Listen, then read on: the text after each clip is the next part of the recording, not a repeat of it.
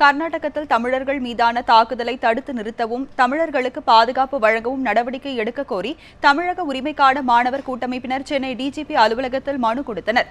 திரைப்பட இயக்குநர் கௌதமன் தலைமையில் டிஜிபி அலுவலகத்தில் கொடுக்கப்பட்ட மனுவில் கர்நாடக காவல்துறை உயரதிகாரிகளுடன் தமிழக காவல்துறை உயரதிகாரிகள் பேச்சுவார்த்தை நடத்த வேண்டும் என வலியுறுத்தப்பட்டுள்ளது.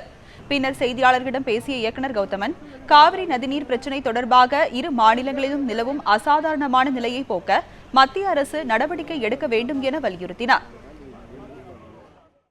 அப்பாவிகளை தமிழர்களை அடிக்கிறதுங்கிறது எந்த வகையிலும் தீர்வாகாது. முதல்ல அவங்க எங்களுடைய உடைமைகளை எங்களுடைய பொருட்களை சிதைச்சாங்க, நாங்கள் பொறுமை காத்தோம்.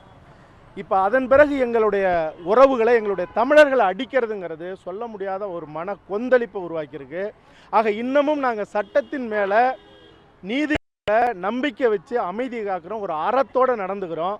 ஆக இது தொடர்ந்து நடந்தால் கர்நாடக அரசும் தமிழக அரசும் இதற்கு சட்டபூர்வமான ஒரு நடவடிக்கை எடுத்து அந்த வன்முறையை கட்டுக்குள்ளே கொண்டு வரணும். மோடி அரசு வேடிக்கை பார்க்கக்கூடாது, மௌனம் காக்கக்கூடாது.